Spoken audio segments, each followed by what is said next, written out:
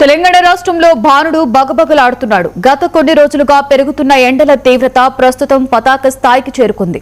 రాష్ట్ర వ్యాప్తంగా ఉష్ణోగ్రతలు సాధారణం కంటే 4 డిగ్రీల వరకు అధికంగా నమోదవుతుండటంతో జనం ఇబ్బందులు పడుతున్నారు. పరిస్థితి తీవ్రతను గమనించిన హైదరాబాద్ వాతావరణ కేంద్రం పలు జిల్లాలకు రెడ్ అలర్ట్ జారీ చేస్తూ హెచ్చరికలు చేసింది. మరొక వైపు నిన్న జగిత్యాల జిల్లా కొడిమ్యాల మండల ఐలాపూర్లో 45.9 డిగ్రీల సెల్సియస్ గరిష్ట ఉష్ణోగ్రత నమోదైంది. గత ఏడాదితో పోలిస్తే ఈసారి ఎండల తీవ్రత చాలా ముందుగానే పెరిగింది. 2025 మే 19న రాష్ట్రంలో గరిష్ట ఉష్ణోగ్రత 41.9 డిగ్రీలు ఉండగా ఈ ఏడాది అదే సమయానికి 45.9 డిగ్రీలకు చేరుకోవడం వాతావరణ మార్పుల తీవ్రతకు అద్దం పడుతోంది.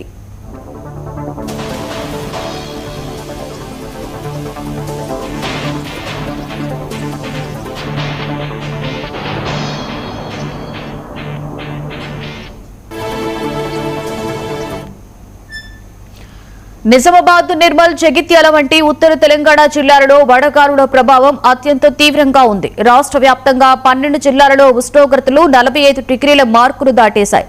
హైదరాబాద్ లో వేడి తీవ్రత 43 డిగ్రీలుగా నమోదు కాగా తీవ్రమైన ఎండల కారణంగా రాష్ట్రంలో విషాద ఛాయలు అలుముకున్నాయి. నిన్న వడదెబ్బకు గురైన 4 మరణించారు. రాజన్న సిరిసిల్ల జిల్లా పెద్దూరుకు చెందిన రాచర్ల రాజు అనే రైతు మరణించాడు. వికారాబాద్ జిల్లా తాండూరు మండలం అంతరానికి చెందిన శామ్యూల్ అనే కార్మికుడు, ఆదిలాబాద్ జిల్లా ఉట్టూరు మండలం మత్తడిగూడకు చెందిన లచ్చు అనే వృద్ధురాలు, శాంతినగర్ కు చెందిన బిరుదుల కిరణ్ కుమార్ వడదెబ్బకి ప్రాణాలను కోల్పోయారు.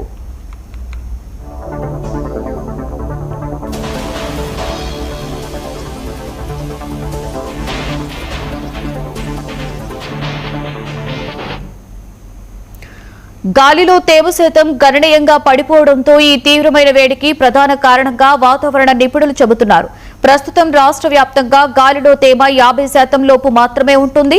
సాధారణంగా రాత్రి వేళల్లో వచ్చే చల్లని గాలులు కూడా ఇప్పుడు వీయకపోవడం వల్ల రాత్రిపూట కూడా ఉక్కపోతతో ప్రజలు ఇబ్బందులు పడుతున్నారు. ముఖ్యంగా హైదరాబాద్ వంటి మహానగరాలలో కాలుష్యం ఎక్కువగా ఉన్న ప్రాంతాలలో వేడి ప్రభావం మరింత ఎక్కువగా ఉంటుంది.